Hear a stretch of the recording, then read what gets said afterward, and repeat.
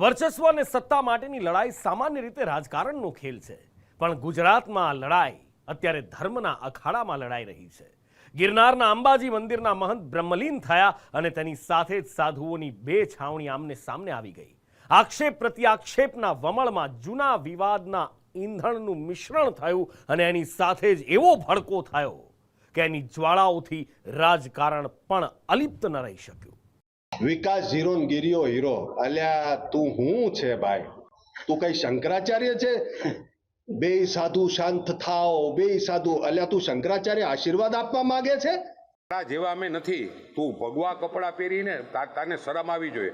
તું જુનાગઢ આવ્યો, જુનાગઢમાં આવીને તે ભૂતનાથ મંદિરનો કબજો કઈ રીતે કર્યો?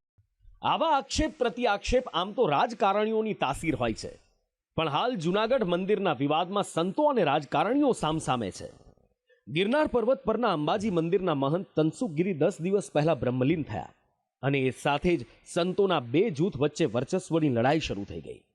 ભૂતનાથ મંદિરના મહંત મહેશગીરીએ ભવનાથ મંદિરના મહંત હરિગીરી પર આરોપ કર્યા। જો કે સંતોની આ લડાઈમાં વચ્ચે આવી ગયા જૂનાગઢના પૂર્વ ડેપ્યુટી મેયર ગિરીશ કોટેચા। તેમણે સાધુઓને આ વિવાદ પર પૂર્ણ વિરામ મૂકવાની સલાહ આપી અને આ સલાહના કારણે વિવાદ વધુ ભડક્યો। એવો ભડકો થયો કે મૂળ વિવાદની દિશા જ બદલાઈ ગઈ। મહેશગીરીને કોટેચાની સલાહ ન ગમી અને કોટેચાને મહેશગીરીનો જવાબ ન પચ્યો। આ લડાઈ સીધી તુકારા પર આવી ગઈ। બાજુ રો કોકડ ચાલુ છે, એક બાજુ રો કોકડ સેવકો રોતા હતા અને આ બે જગ્યા લખાવી દેવા માટે થઈને મહેશગીરીએ જે કામ કર્યું ને એ કોઈ ક્રિમિનલ માણસ કરે, જેને લેવા દેવા નથી। તનસુખગીરી બાપુની સેવા કોઈ દી નથી કરી, પૂછવા નથી ગયો અને રાતોરાત તમને કોણે સલાહ આપી? અને રાતોરાત 8-10 જણા ગોકુલ હોસ્પિટલમાં ઘરી અને વિડીયો શૂટિંગ ઉતારીને બાપાના અંગૂઠા મારી આવ્યા।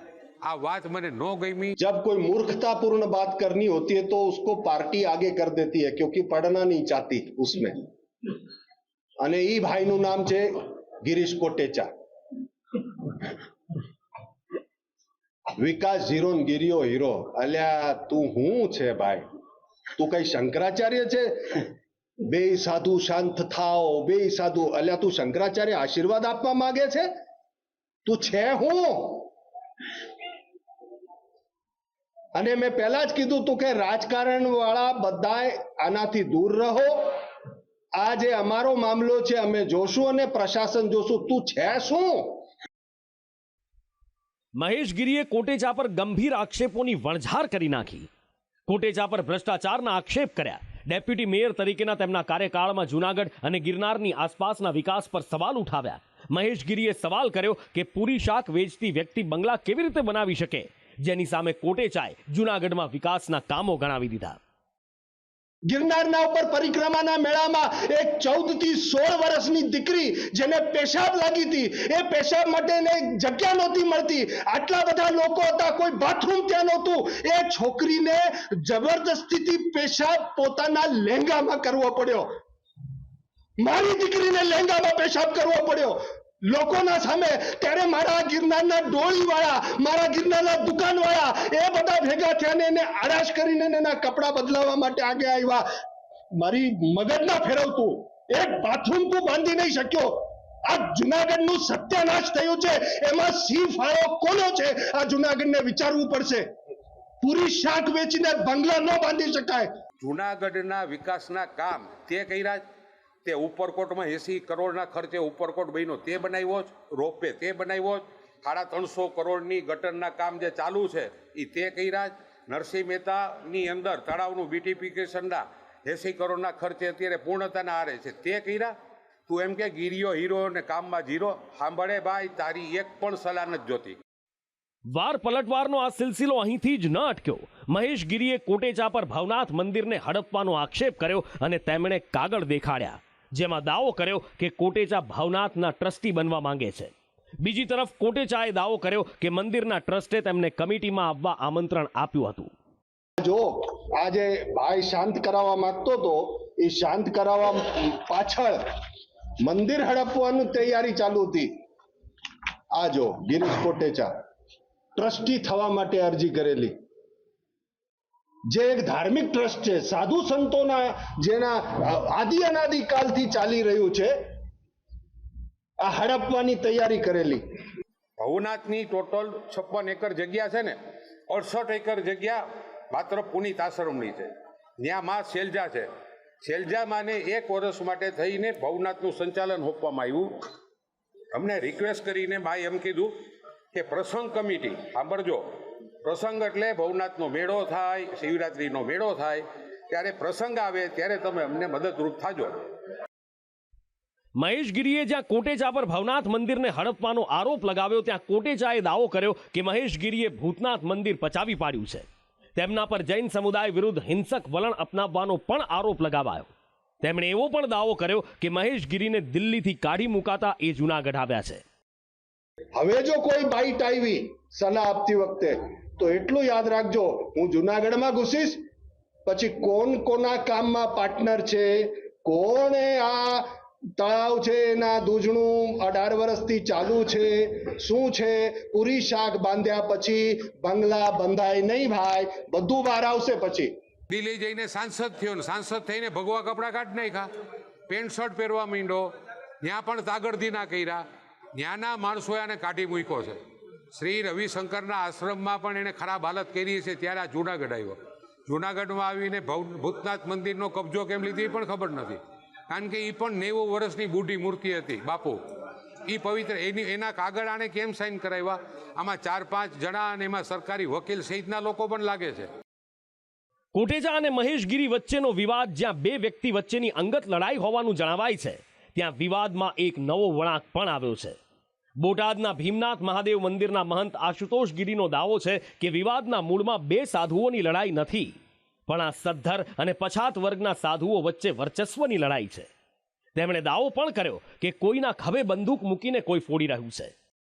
ખરેખર આ યુદ્ધની, આ લડાઈની, આ સંઘર્ષની, આ માનસિક સ્પર્ધાની વાતની શરૂઆત ઉજ્જૈનના કુંભ મેળામાંથી થાય છે. અન્ય સાધુ સમાજના અગ્રણીઓની વિરુદ્ધની વચ્ચેની લડાઈ નથી, પરંતુ અમુક જ્ઞાતિ વિશેષના સાધુઓ, અમુક બેકગ્રાઉન્ડના સાધુઓને તરછોડી દેવા અને એને સમાજનો કોઈ મોટો હોદ્દો ન મળે એવા પ્રયત્ન સમગ્ર ભારતમાં થઈ રહ્યા છે. એક સંત અને રાજકારણી જે આમને સામને આવી ગયા, ત્યાં સરકાર તરફથી આ અંગે સત્તાવાર કોઈ નિવેદન આપવામાં નથી આવ્યું. જો કે કેબિનેટ મંત્રી કુંવરજી બાવળિયાએ આ બાબતને ધાર્મિક જગ્યાનો વિવાદ ગણાવી સાધુ સંતોને તેનાથી દૂર રહેવાની સલાહ જરૂર આપી. સાથે જ સાધુઓને તેમનું કામ પણ યાદ અપાવ્યું. આખો પ્રશ્ન છે એ એક ધાર્મિક જગ્યા બાબતનો છે, અને એમાં જે સંતો એ એમાં પણ ક્યાંક પેલા જે સંતોને તો શું હોય, સેવાનું કાર્ય હોય, ધર્મનું કાર્ય હોય, એના બદલે પોતાનો ઈગો સંતોષવા માટે અથવા તો પોતે કંઈક મેળવવાના ઈરાદાથી હવે ધાર્મિક જગ્યાઓનો ક્યાંક ઉપયોગ થાય છે. વિવાદ વકરતા વહીવટી તંત્ર હરકતમાં આવ્યું અને મહંતની ગેરહાજરીમાં ગિરનારના અંબાજી મંદિરમાં વહીવટદાર તરીકે મામલતદારની નિમણૂક કરી દેવાઈ. કલેક્ટરે એવો પણ દાવો કર્યો કે હરિગીરી બાપુ સામે મહેશ ગીરીના આરોપોમાં તપાસ ચાલી રહી છે. આ મહંત શ્રીના નિમણૂક બાબતે જરૂરી અરજીઓ મંગાવવામાં આવે છે, એનું વેરિફિકેશન કરવામાં આવે છે અને ત્યારબાદ નિમણૂક થતી હોય છે. એટલે આ પ્રક્રિયામાં હજુ સમય લાગી શકે એમ તેમ છે, અને સંપૂર્ણ પ્રક્રિયા યોગ્ય રીતે થાય ત્યાં સુધીના આ સમય દરમિયાન હાલની સ્થિતિએ 3 મંદિરના વહીવટકર્તા તરીકે અમે જૂનાગઢ શહેરના મામલતદારશ્રીની વહીવટીકર્તા તરીકેની નિમણૂક તાત્કાલિક ધોરણથી અસર આવે એ રીતે કરવામાં આવે છે. ધાર્મિક અને રાજકીય અગ્રણીએ એકબીજા સામે ગંભીર આરોપ કર્યા છે, ત્યારે નજીકના સમયમાં આ વિવાદ શમી જાય એવી શક્યતા ઓછી છે. જે રીતે અને જે હદે બંને પક્ષે એકબીજાની સામે આરોપો કર્યા છે એ પણ પોતાનામાં ઘણું બધું કહી જાય છે. ધર્મના ઓથાર હેઠળ સંપત્તિ અને વર્ચસ્વની લડાઈ કઈ હદે વકરતી હોય છે એ એનો બોલતો પુરાવો છે. હવે જોવાનું એ છે કે આ વિવાદમાં કોઈ ત્રીજી વ્યક્તિની એન્ટ્રી થાય છે કે પછી ઘીના ઠામમાં ઘી ઢોળાય છે. બ્યુરો રિપોર્ટ, સંદેશ ન્યૂઝ. ભૂપેન્દ્રસિંહ ઝાલા મહાઠગ. આ મહાઠગના મહાકૌભાંડનો રેલો આગળ જ વધી રહ્યો છે. સામાન્ય રોકાણકારોને 3 વર્ષમાં પૈસા ડબલ કરવાની લાલચ આપી આ ધૂતારો વૈભવી દુનિયાનો માલિક બની બેઠો, અને ઠાઠ પણ એવા કે અબજોપતિને પણ શરમાવી દે. એક સમયે ટીવી રિપેરિંગનું કામ કરતો આ ઠગ થોડા જ વર્ષોમાં અબજો રૂપિયામાં આળોટતો થઈ ગયો. પણ પાપનો ભાંડો ક્યારેક ને ક્યારેક તો ફૂટે જ છે, અને એ ફૂટ્યો. એક સમયે નેતાઓ સાથે ફરતો ઝાલા આજે પોલીસથી બચવા નાસ્તો ફરે છે. એની સામે તપાસનો રેલો હવે વિદેશ સુધી પહોંચવાની તૈયારીમાં છે, કેમ કે હવે ચિત્રમાં ઈડીની એન્ટ્રી થઈ છે. ગુજરાતમાં ઠગાઈના એકથી એક ચડિયાતા કેસ સામે આવ્યા છે. જો કે ભૂપેન્દ્રસિંહ ઝાલાએ ઠગાઈમાં હદ વટાવી દીધી છે. બીઝેડ ગ્રુપના નામે તેણે ઠગાઈની એવી જાળ પાથરી કે તેમાં સામાન્ય જનતાથી માંડી અધિકારીઓ પણ ફસાઈ ગયા. દરરોજ સામે આવી રહેલા કાંડ પરથી સમજી શકાય છે કે મહાઠગ ઝાલાએ કઈ હદે લોકોને લૂંટવાનું નેટવર્ક ગોઠવ્યું હતું. લોકોની મહેનતની પરસેવાની કમાણીને મહાકૌભાંડી ભૂપેન્દ્રસિંહે તેની અય્યાશીનું સાધન બનાવી દીધું. લખલૂટ આવકમાંથી ઠેર ઠેર સંપત્તિ ખરીદી. રાજકારણીઓથી માંડી જાણીતા કલાકારો સાથેના ઘરોબાથી આ મહાઠગ ઝાલાએ લક્ઝુરિયસ કારનો કાફલો અને આલિશાન બંગલા ખડકી દીધા. આ મહાઠગ તો ભૂગર્ભમાં ઉતરી ગયો, પણ તેના કારનામા પરથી દરરોજ પડદો ઉંચકાઈ રહ્યો છે. લોકગાયક રાજબા ગઢવી સાથેનો ભૂપેન્દ્ર ઝાલાનો આ વિડીયો જોઈ સમજી શકાય છે કે તેણે કોને પોતાની જાળમાં નહીં ફસાવ્યા હોય. આ દ્રશ્યો સાબરકાંઠાના લિંભોઈ ગામે આવેલા ફાર્મ હાઉસના છે, જે ભૂપેન્દ્રસિંહ ઝાલાએ જુલાઈમાં જ ખરીદ્યું હતું, જેના માટે તેણે 49,45,000 રૂપિયા ચૂકવ્યા હોવાનું સંદેશ ન્યૂઝને મળેલા પુરાવામાં સામે આવ્યું છે. આટલું જ નહીં, જુલાઈમાં આ જ કૌભાંડીએ એક શાળા પણ ખરીદી હતી. મોડાસાના સાકરિયા ગામે પણ કૌભાંડી ઝાલાએ થોડા સમય પહેલા એક જમીન ખરીદી હતી. 13,485 ચોરસ મીટરની જમીનને ઝાલાએ એ વખતે એને પણ કરાવી દીધી હતી, એટલે કે તે અહીં કોઈ બાંધકામની ફિરાકમાં હતો. છેલ્લા 4 દિવસથી ચર્ચામાં રહેલા ભૂપેન્દ્ર ઝાલાની વધુ એક જે મિલકત છે કે જે સંદેશ ન્યૂઝના કેમેરામાં કેદ થઈ છે. સંદેશ ન્યૂઝ એક્સક્લુઝિવ દ્રશ્યો બતાવવા માગે છે.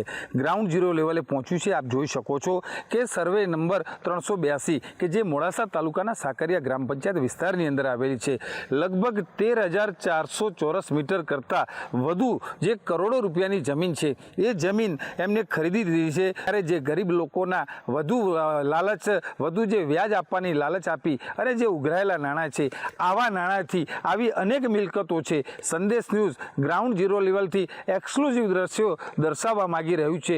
લક્ઝુરિયસ કારની આ જે લાઈન તમે જોઈ રહ્યા છો, એ બધી જ કાર મહાઠગ ભૂપેન્દ્રસિંહ ઝાલાની માલિકીની છે.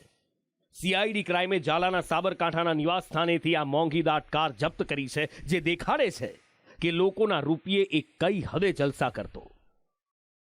બીઝેડ ગ્રુપના માલિકની અલગ અલગ મોંઘી અને કિંમતી ગાડીઓ, વોલ્વો, મર્સિડીઝ, પોર્શે, ફોર્ચ્યુનર અને હેરિયર જેવી મોંઘી ગાડીઓ પણ સીઆઈડી ક્રાઇમ દ્વારા કબજે કરવામાં આવી છે. એ પણ ધ્યાને આવ્યું છે કે આ જે ગાડીઓ છે એ રોકાણકારોના પૈસાથી. મહાઠગ ભૂપેન્દ્ર ઝાલા શિક્ષણ જગતનો માફિયા બનવાના સપના જોતો હતો. આ માટે તેણે 2023માં સાબરકાંઠામાં ગ્રોમોર એજ્યુકેશન કેમ્પસ નામની કોલેજ ખરીદી હતી, જેમાં 4500થી વધુ વિદ્યાર્થીઓ ભણે છે. 33 એકરમાં ફેલાયેલી આ સંસ્થા માટે 82 કરોડમાં સોદો થયો હતો. પણ સંસ્થાના ટ્રસ્ટીનું માનીએ તો ઝાલાએ તેમાંથી ફક્ત 26 કરોડ રૂપિયા ચૂકવ્યા છે. બાકીના પૈસા હજી નથી ચૂકવ્યા. 80 કરોડ અને 50 લાખની અંદર આ સમગ્ર મિલકત સાથેનું અમે એની સાથે ડીલ ફાઇનલ કર્યું. 3 ઇન્સ્ટોલમેન્ટની અંદર આ પેમેન્ટ અમને ચૂકવવાનું હતું. પહેલું ઇન્સ્ટોલમેન્ટમાં 26 કરોડ રૂપિયા અમને ઓફિશિયલ અમને 1 થી 1.5 મહિનાની અંદર આપી દીધા. ત્યારબાદ મે 31, 2024ના દિવસે બીજા ઇન્સ્ટોલમેન્ટ પેટે પણ એમને 26 કરોડ રૂપિયા અમને આપવા. હજારો લોકોને નવડાવીને, રાતા પાણીએ રોવડાવીને ભૂપેન્દ્રસિંહ ઝાલા વિદેશ નાસી છૂટ્યો હોવાનું જણાવાય છે. સૂત્રોનું માનીએ તો ઝાલા નેપાળમાં છુપાયેલો છે. પોલીસ તપાસમાં ઝાલાનું અંતિમ લોકેશન મધ્યપ્રદેશનું હોવાનું સામે આવ્યું છે. અહીંયાથી જ તેનો ફોન બંધ થયો હતો. આ મહાઠગ એમ પણ લોકોના રૂપિયે અગાઉ અનેક વખત પ્રવાસ કરી ચૂક્યો છે. થાઈલેન્ડ, પતાયા, સિંગાપુરમાં ફરવાનો એ શોખીન છે. સવાલ અહીંયા થવો સ્વાભાવિક છે કે થોડા વર્ષો પહેલા જ ટીવી રિપેરિંગનું કામ કરતો ભૂપેન્દ્રસિંહ ટૂંક સમયમાં કેવી રીતે અબજોમાં આળોટવા લાગ્યો? એનો જવાબ છે રાજકીય અગ્રણીઓ સાથેનો ઘરોબો. ઠાકોર ક્ષત્રિય સેના સાથે જોડાઈને તે જનતા રેડમાં જતો.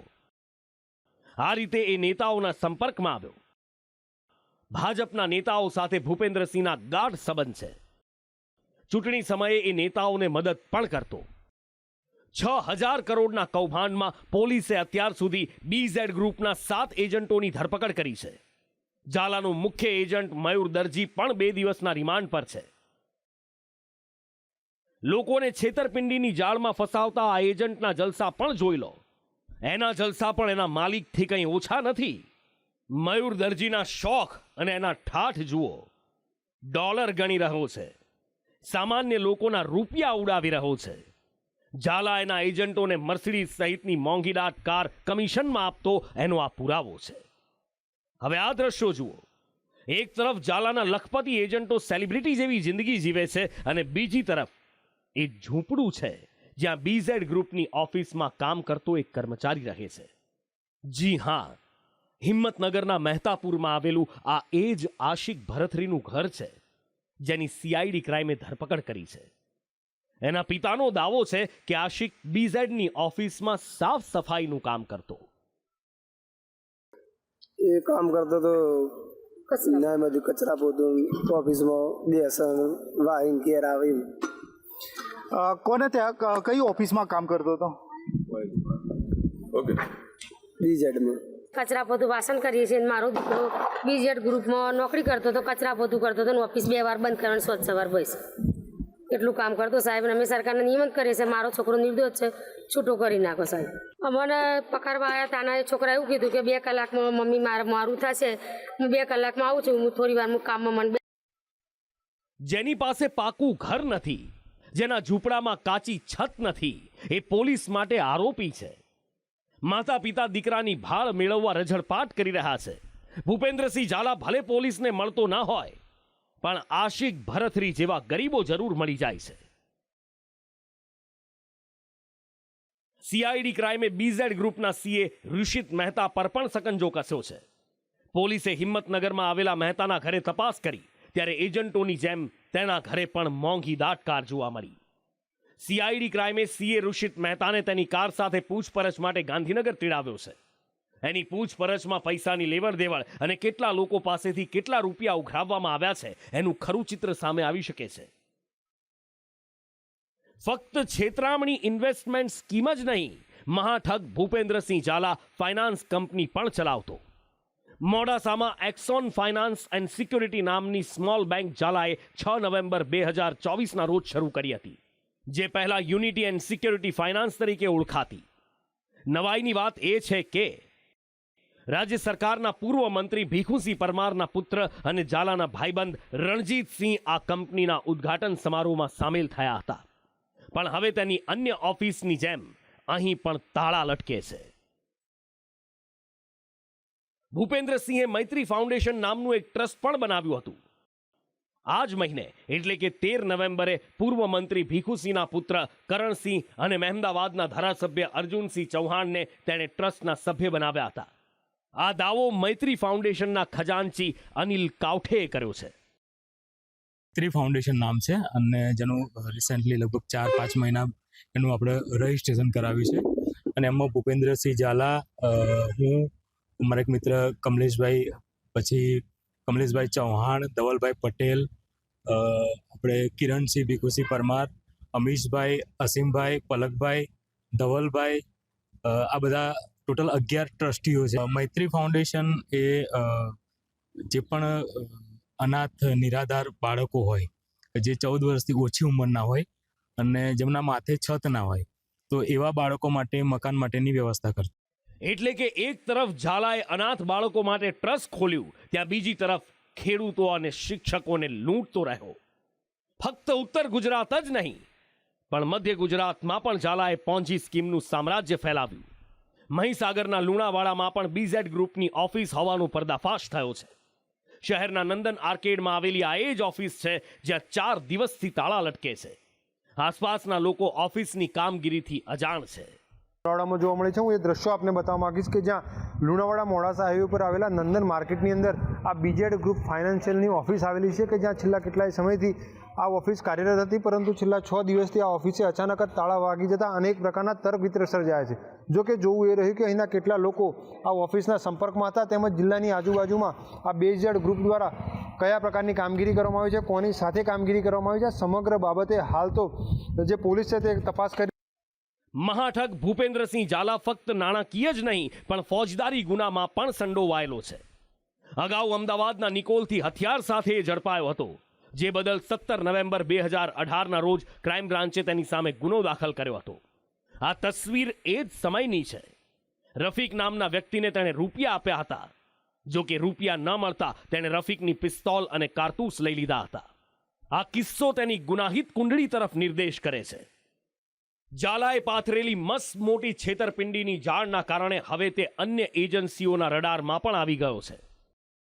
હવે ઈડી, જીએસટી વિભાગ પણ તેની સામેની તપાસમાં જોડાશે, કેમ કે ઝાલાએ બિટકોઇનમાં રોકાણ કરી સંબંધીઓના નામે મોટી માત્રામાં સંપત્તિ ખરીદી છે, જેને જોતા હવે તેના સગાની સંપત્તિ પણ ટાંચમાં લેવામાં આવશે. તેના બેંક એકાઉન્ટ પણ ફ્રીઝ કરી દેવામાં આવશે. તપાસનો રેલો અન્ય રાજ્ય સુધી પણ ફેલાશે. વિદેશોમાં પણ તેણે પ્રોપર્ટી ખરીદી હોવાની ચર્ચા છે. વિદેશી બેંકોના તેના ખાતા પણ તપાસ એજન્સીઓના રડારમાં છે. ત્યારે જોવાનું એ છે કે મહાઠગ, મહાકૌભાંડી ઝાલા પોલીસના હાથમાં ક્યારે આવે છે. બ્યુરો રિપોર્ટ, સંદેશ ન્યૂઝ.